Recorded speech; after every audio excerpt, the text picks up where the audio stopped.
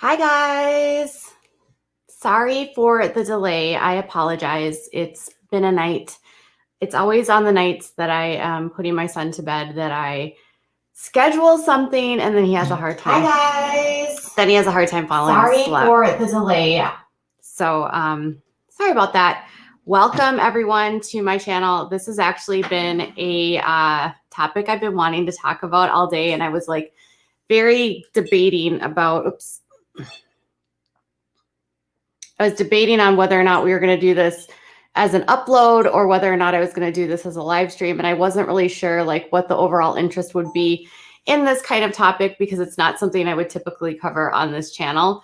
But the overall story is so fascinating to me because I can't under any circumstance find any redeeming qualities about this guy.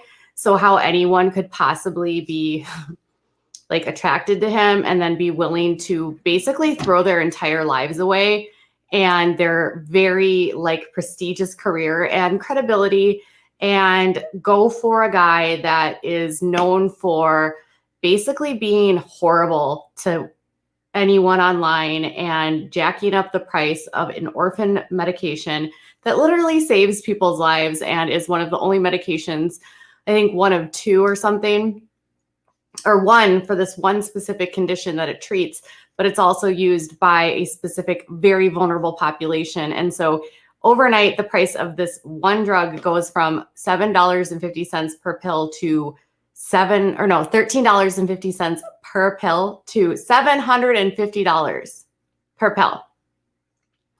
With so many people like not able to get it, hospitals not even able to like have it on hand. It's a very rare drug, so not a lot of people use it. And so if you had a situation where someone needed it, hospitals didn't have it on hand because it was too expensive for them to have in stock because they very rarely use the meds. Anyways, this guy was not only deemed pharma bro for what he did. So basically he ends up buying, Martin Shkreli basically ends up buying this drug. He starts this pharmaceutical company and he essentially like jacks the price up of this one specific drug. He ends up actually getting arrested for something completely separate of this. He actually gets in trouble with the FTC. He has Hillary Clinton calling him out while she's on the presidential campaign. He was constantly being just like dragged in the media, and he sort of reveled in this idea of being the bad boy, being the bad guy. And he then later gets arrested for fraud. And it's basically he's running a Ponzi scheme with his other company, and he ripped off investors for like millions of dollars. And he's serving a 7-year sentence in federal prison. And his lack of remorse of like doing what he did for the scheme and emails between him and this reporter actually like had the judge in this case motivated to give him a bigger sentence. So this story is ridiculous.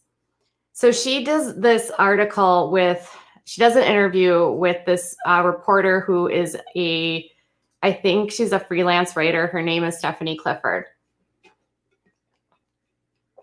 And she basically admits that she not only loses her career at Bloomberg, she also loses her marriage. She was married, by the way. So she is the reporter who basically breaks the story that he's going to be arrested for this Ponzi scheme investor investigation. And she's like on the beat with him, and he was her beat because for Bloomberg, she was the one that was covering the story. She finds out about this pending investigation and potential arrest before anyone else does through a source. And then she starts this sort of cat and mouse relationship with him where he would promise her information and then he would like dip away and like not give it to her. There were so many different people that wanted the scoop on this, but she ultimately breaks the story. And her story of this all is just like wild. She has this husband who works in finance. She has this very quiet life in Brooklyn. They have a rescue dog. They go cooking. They walk their rescue dog. They go pub crawling. But in 2018, it says she quit her job, moved out of the apartment, and divorced her husband. And she says she fell in love with the defendant, whose case she not only covered, but broke the news of his arrest. Martin Shkreli called Pharma Bro. He did this 500% overnight increase of that one medication. He also bought the Wu-Tang Clan's, this one album that they had. He said he was never going to actually listen to it. He literally just like bought it for the sake of buying it. And he bought it for $2 million. And the odd thing is she does this through Elle, where she basically like gets to dress up, and people are like super annoyed by this. Like, why are you doing a fashion show if you're literally just like a journalist telling your story about this guy? Like, why are you making such a spectacle out of this?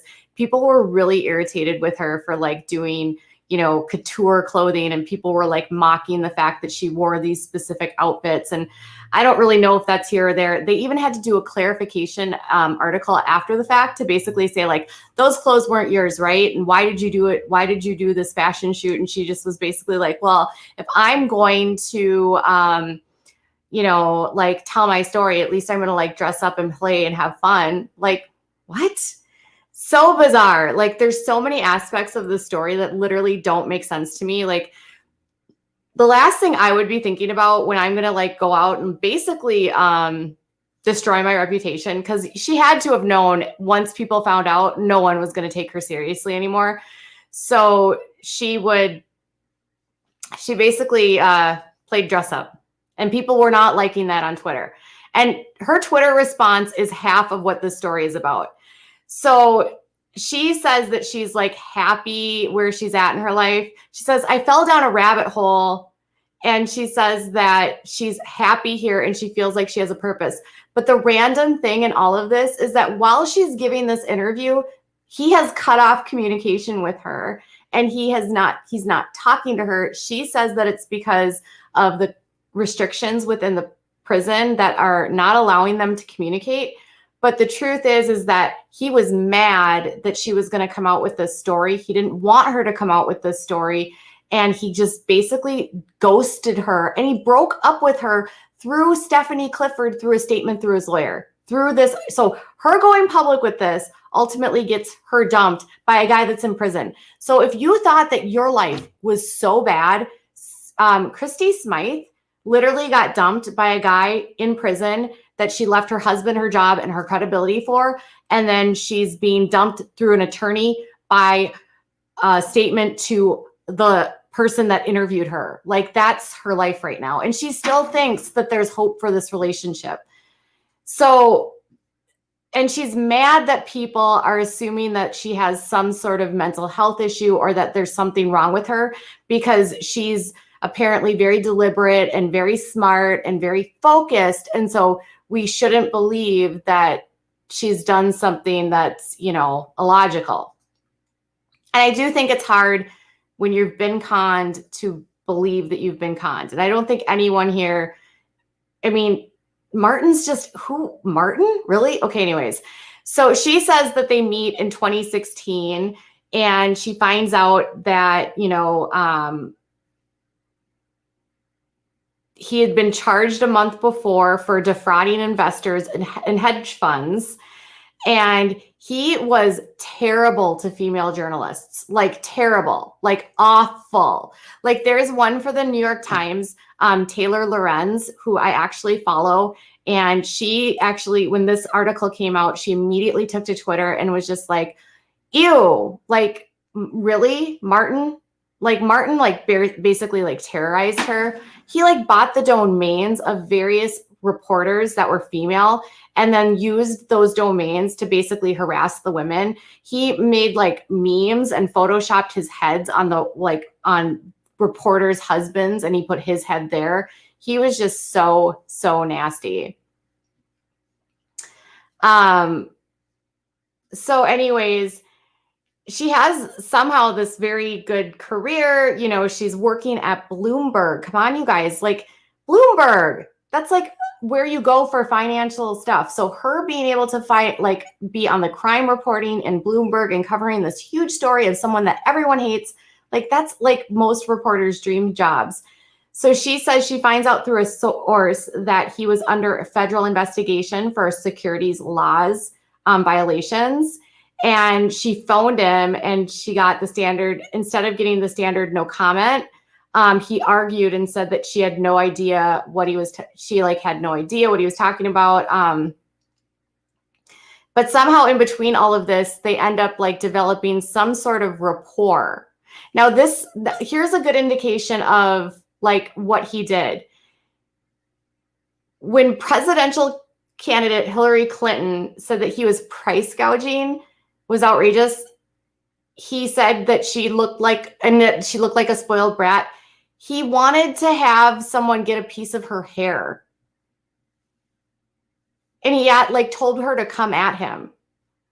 Like, anyways, so she sees the story as a huge break, as a huge opportunity. And so she gets into it and then she starts covering this case and she ends up getting into a relationship with him.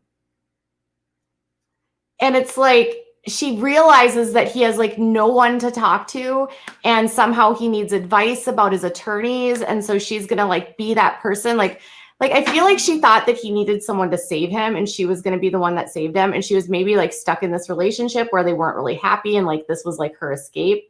But she says, he kept toying with me for a while. He would dangle an on the record interview, then grant me one to one of her competitors. Then he would grant one to one of the competitors. She said that she would remain cordial. He kept making news. He bought the album. He smirked when testifying before Congress. Then there's like all this stuff about Bloomberg. And then she says that a tiny shift occurred. She said he was looking for a new lawyer and asked her for advice and she felt flattered. So she felt like he was like asking her as like a friend. And she was like, I was like, all right, I guess I can do that. And she said that he sounded ragged and fragile. So like he was like this pet project or something for her. Anyways, and she's like, I got concerned he would do something bad. And then she goes on and basically talks about how they meet in person. They start having like, they start having more and more conversations. They start having these great, she gets to know him. She gets to understand him. She says that he has anxiety and he struggles with mental health issues just like she does. Like, she says he kept up the game of cat and mouse, offering her tantalizing hints about evidence, then ghosting her for weeks over some perceived offense. So he was ghosting her before he even ghosted her this last time. And since this has all come out, all these other women are now saying that he has been having conversations with them while in prison. And so she wasn't even the only one, you guys. And she says, maybe I was being charmed by a master manipulator. You think? She said in 2017, he invited her to a talk he was giving at Princeton University. And so she started attending events with him. And she like felt maybe sort of like, I don't know. She said Martin's mobbed with kids, people talking to him, and he's really animated and excited. Like did she think she was like with the rock star maybe? I don't know.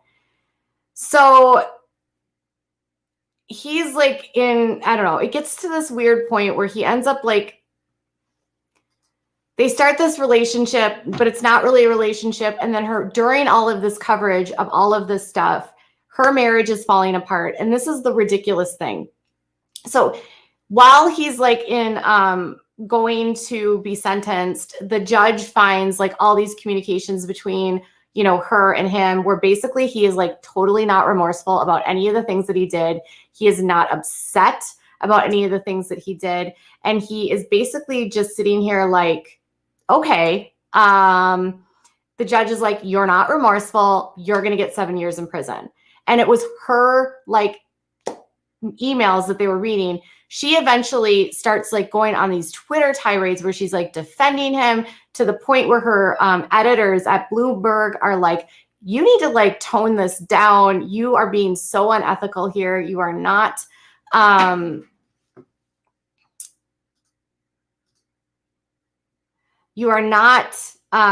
like, I'm sorry, I had to block that troll out of here.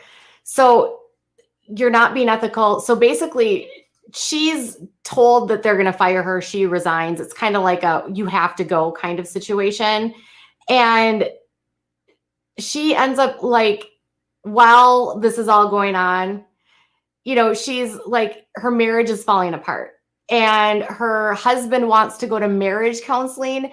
And instead of going to marriage counseling, she goes to the prison to visit him. And she ends up late for the marriage counseling appointment. She's like all the way at the end. It's like 52 minutes into the session and she just shows up. Like she put her whole relationship with Martin in front of her husband and her failing marriage. And when she's like when the reporter starts pointing out some of the things, okay, this is the part about the individual I. It says she was like, who is individual one? That was the question reporters asked as they read the prosecutor's sentencing submissions, asking the judge to give him a 15-year sentence. They cited emails between him and this person and sent through the jail email system where all messages are monitored. And they excerpted these, and they basically saying that he wasn't remorseful and he was telling this person that he would do everything and anything to get the lowest sentence possible. And she said she knew that she was that person. She knew that she was becoming parts of the story. She effectively resigns. And then her like explanation for why he's like super terrible to people online. He trolls because he's anxious. He really wants to be someone. And then she says she felt like she became an advocate for him. So I feel like she decided, like, this is something that she gets upset about. Like, he didn't increase the EpiPen. He's 5'10", he's not 5'7".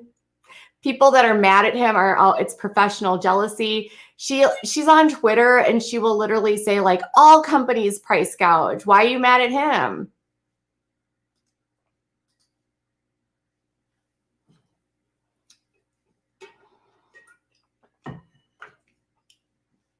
All right.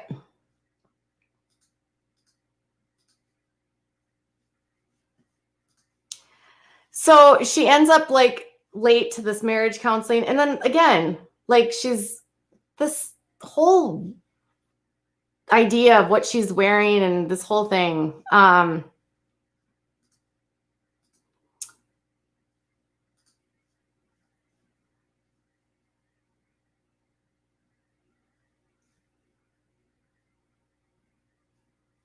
Oh my goodness. Okay, I need to get into this because this is out of control. I wish you guys would just not.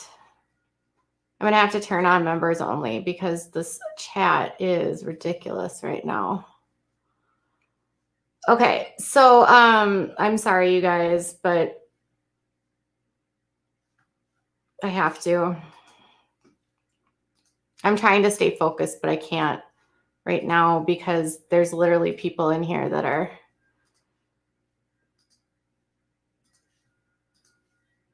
Okay. Members only chat should be on. All right. Back to this thing. So anyways, she goes to she ends up like resigning. She becomes his advocate. She starts like defending him on Twitter. She's talking about how I'm not going to her husband wants her to like stop with the story that, it's like ruining her life. And, they get to this point where she's separating from him. She's visiting him. She said she took a 6 a.m. prison van from Manhattan to see him when he moved to the New Jersey prison. She ends up getting a driver's license. She had never had a driver's license, and she got a driver's license for this specific person. And she says that they talk about Picasso and art and dogs and cats and philosophy, and he's so smart. And somehow she ends up turning her whole life into him. She wants to write a book. The book industry dumps her. She pitches a book because she's got such this such a good relationship with him. Nobody wants to buy her book anymore because she's so biased now to him. You know, and she ends up like telling him she's in love with him and like wants to kiss him in the prison like visitation room. And her thing is that the room smelled of chicken wings. I told Martin I loved him, and he told me he loved me too. She asked if she could kiss him, and he said yes. The room smelled of chicken wings. What in the heck? That belief in himself, although it may seem delusional at times, it draws you in. Anyone that has listened to this guy knows that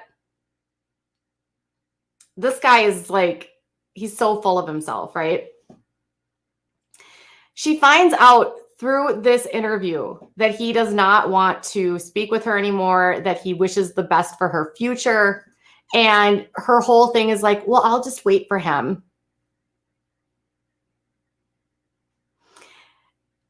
And it's like, she doesn't get it. And she knows that this is going to be like, I don't know why she decided to tell this story. Like, honestly, this makes no sense to me. Yeah, she's... So this man is smart, obviously. You guys, you don't end up like running a massive hedge fund and like get up, you know, somehow weigh in and get raise $95 million to buy this drug. He is versed in a lot of different things. He's very intelligent. He's also a con man, a master manipulator. And he's like one of those people that says a lot of things, but doesn't say very much and knows a lot about a little bit. Anyways, or knows a little bit about a lot of things. So anyways, since this all has been like coming out, her pin here is basically about how he has the drugs that could effectively end COVID. You know, she's obsessed with the issues of COVID in prisons. She's somehow, you know, all about prison reform. She does an interview for the next follow-up. She gets into fights with people on Twitter. She wants everyone to know that she never slept with him. She didn't engage all that, you know, and she wasn't engaged in romantic interactions with him while she was covering him as a journalist. Like,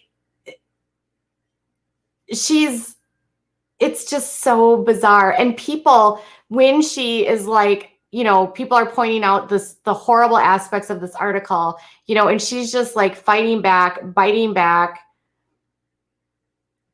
And it's, you know, I don't know what she expected in telling the story. She's literally admitting, like, thank you to Elle Magazine for letting me tell my crazy tale. It takes bravery to publish it.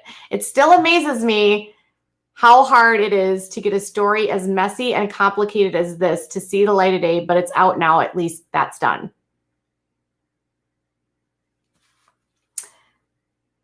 I didn't do it to look good. I did it because I couldn't keep it hidden and forever. I'm compelled to tell painful and awkward truths. In the grand scheme of things, Christie, like, you don't work at Bloomberg anymore, and no one really is like, her following isn't massive. She's got like 8,000 followers on Twitter. She didn't have to tell this story at all. To me, people were almost like saying, you seem to be gloating in the attention you're getting here. And you seem to be like liking the fact that you sort of are riding that attention. And it feels like the way that she talks about him, like she was somehow like enamored with the people surrounding him and sort of that notoriety she got because of him. And maybe this idea that she could save him because she couldn't save herself, or she couldn't save what was going on in her life. But she just, you know, she kind of doubled down a lot. And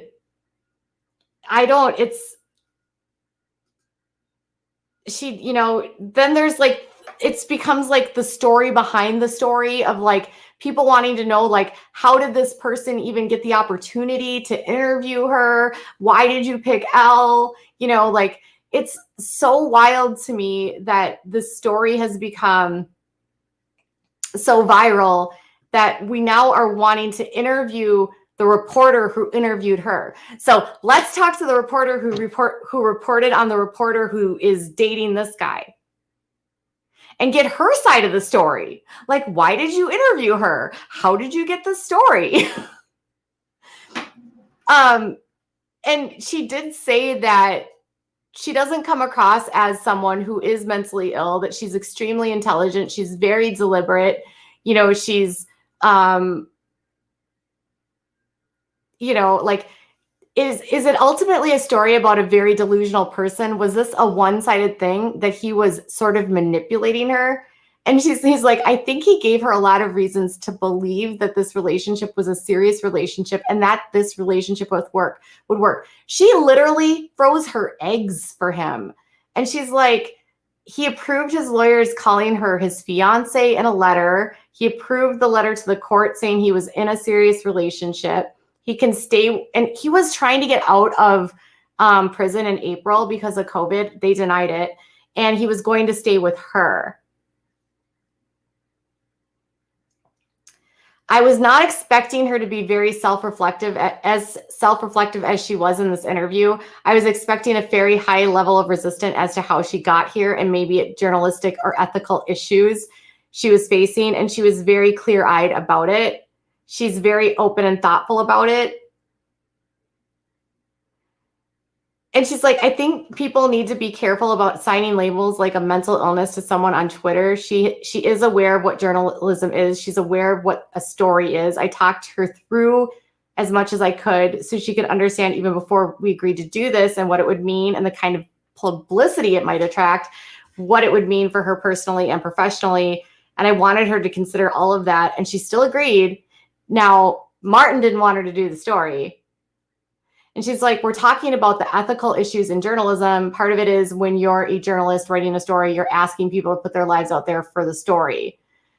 So a lot of questions about the photo shoot. I had a little to do with the photo shoot. I put my editor in touch with Christie, but who connected with the photo editor? I found out about it when she mentioned it in passing. So she wanted to do a photo shoot with this whole thing. It's so bizarre. What did you think of it? I thought she looked great. Coming from a news background, I was a little surprised. It makes sense. It's a fashion magazine in part. Reading the credits, it's like jarring to see the fashion next to a question that somebody's dating someone in prison, but I get it. Is she going to write a book? Like, she believes he'll come around. So he ghosted her and she still thinks that this man is going to come around and like come back to her and they're going to live happily ever after. But she's open to dating other people. And Stephanie even did a follow-up to 24 hours after where she interviewed her to find out like the the follow-up afterwards felt like a complete and utter fluff piece as a way to kind of get more traction for the story. But here's the follow-up 24 hours later. What do you feel about it? This long-held secret of yours basically being revealed. It's a tremendous relief. What do you think of the reaction to the piece? It's certainly a lot. It's probably very close to what Martin gets online in terms of volume, but it's nothing unexpected. It's a little depressing and saddening because I don't like being called the victim or mentally ill. Neither of those are accurate. I was surprised by what's like, she says, it's weird in a way. It's almost a psychological way. It's interesting watching the threads of attack and looking for sexism buried in themes. So she thinks this all comes down to sexism, which I honestly don't think that's what it's about, to be honest. She's searching for a way to monetize this relationship. Maybe. As a victim, she's not tweeting about this, or she can't. She thinks it's like people think that she's pushing back because she's a victim or it's unbecoming of a lady. And I don't think that's like really what people are saying to her. I think it's more like, how could you? That was my reaction. Honestly, how could you, right? My reaction was, how could you? You know what he's done. She even defended his price hike and said, I wasn't with him when he did that. But it's still priced at that point. Like, she goes on a Clubhouse. You know, she's just, it seems very like she was reveling in this attention to a point, I guess. And she wanted to fight back. She should write the book, change the names, and sell it as fiction. She could. So at the end of the day, what we've learned here is that I think she fell in love with, this is just my opinion at this point. I think she fell in love with the idea of this guy. She saw all of this sort of notoriety around him. Her life herself appeared to be falling apart. She might have been with the wrong man to begin with. And who knows if the marriage would have been unraveling without him there. You know, I always feel like people leave relationships because they're unhappy, and finding someone else is sort of the symptom of the problem. It's not like the problem. It's not like you can blame him for everything. There was probably issues that she was not feeling satisfied in.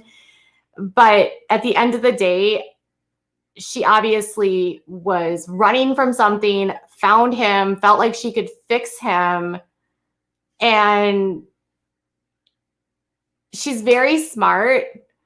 And I don't think that she knows that he's conned her. Like, he's a classic narcissist. And when people were saying to her that he's a narcissist, she's like, I don't know. I've dated more narcissistic men than him.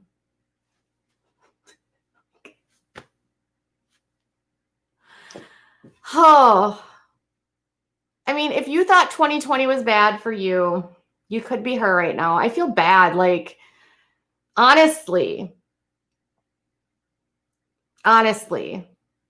like, Martin is just gross. He's literally under like okay, he still has an ongoing case against him with the FDA and the FTC. They're literally in process of trying to ban him from being in the drug industry, period. They're trying to put a permanent life ban on him. Like, this is not someone that's going to change the drug industry. Like, if the FTC and the FDA get what they want, he'll literally have nothing to do.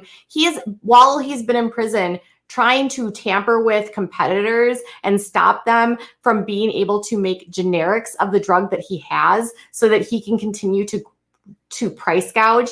And despite all of that, they were finally able to release or approve a generic in February.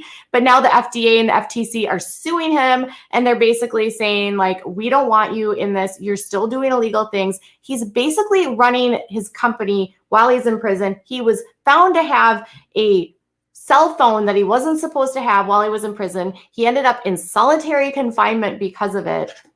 This man is like, no. Like, what? She's so brilliant. Imagine you are working with Bloomberg. You are like, your friends are with the like New York Times. Your professional career is up at the top when you're up there. And she threw it away for this guy. It just makes me sad. And now it's bizarre, but this is like America's big story right now. And it's, you know, I feel bad that she can't. And people on Twitter were basically saying, like, listen, like, I write for Elle. I don't think that you guys should, like, one writer at Elle was telling Stephanie to like stop publishing stuff and being like, stop trying to ride this out. Like, you're taking advantage of this at this point, and like, just quit. And then she's telling like Christie to like, just, you don't want to hear this right now, but in the future, you will thank us for telling you that you've been had, that he's manipulated you, and you didn't deserve this, and you are the victim. And she's just like, no, I'm not. Nope. I feel like you have to have some part of yourself that is that wants that fame, that's going to get involved with someone like him, you know? So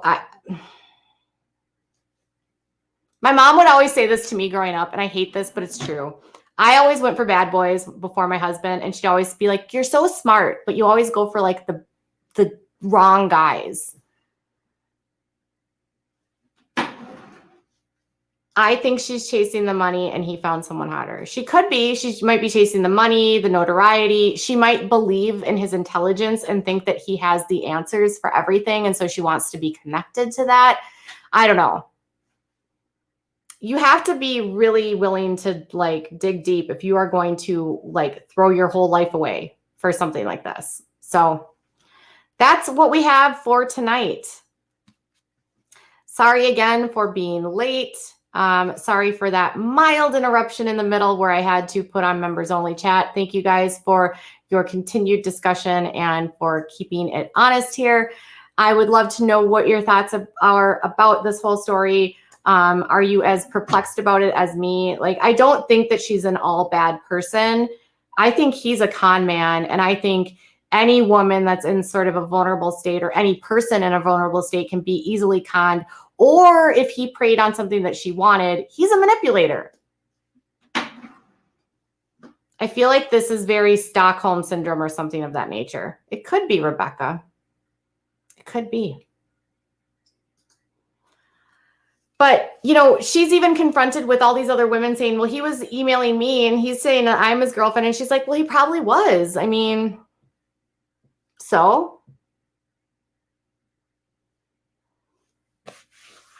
Please don't sell yourself so short, Christie. You are worth more than that. Unless maybe maybe they're like the same person, you know? Maybe it's like Bonnie and Clyde. I don't know. But he ghosted her, so they're done. But she's like, nah, he'll be back. This poor woman. She is still, like, she's 38 years old. Don't spend the next 6 years waiting for him to get out of jail. Please don't. Just don't. Like, could you imagine him getting out of prison and them being together? It would be such an utter mess. And he is just like, he's going to have no career when it's all done. Nothing. All right. So that's what I have with all of this. Tell me what your thoughts are. I loved this story because I love American greed. And so Martin Shkreli is like the epitome of American greed, the show on CNBC. And if you like more of this type of content, tell me in the comments below. All right. Bye, guys.